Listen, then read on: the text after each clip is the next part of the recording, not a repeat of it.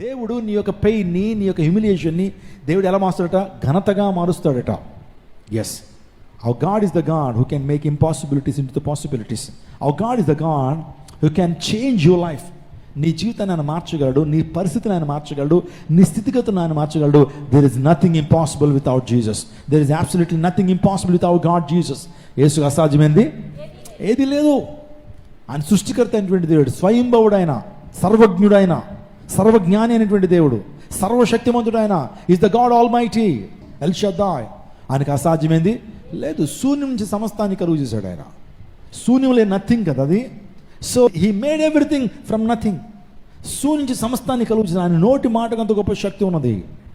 తుఫాన్ నెమ్మలపరిచినటువంటి వాడు, సముద్రం మీద నడిచినటువంటి వాడు, మరణించిన వాడిని సైతం లేపినటువంటి వాడు, ఉడికిన గర్భాల్లోంచి కూడా బిడ్డలను పైకి తీసుకొచ్చినటువంటి దేవుడు ఆయన. ఇంకో మాట చెప్పాలంటే, ఎండిపోయిన కర్రను కూడా దేవుడు చిగురింప చేయగలడు. స్తోత్రం చెప్పడం హల్లెలూయా. ఒకవేళ నీ జీవితం ఎండి స్థితిగా ఉందా?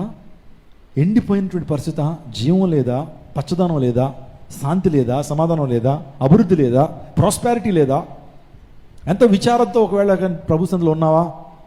సో దేవుడు ఎండిపోయినటువంటి కర్రను కూడా దేవుడు చిగురింప చేయగలడు. ఆహారం చేతికారం దేవుడు ఏం చేశాడు?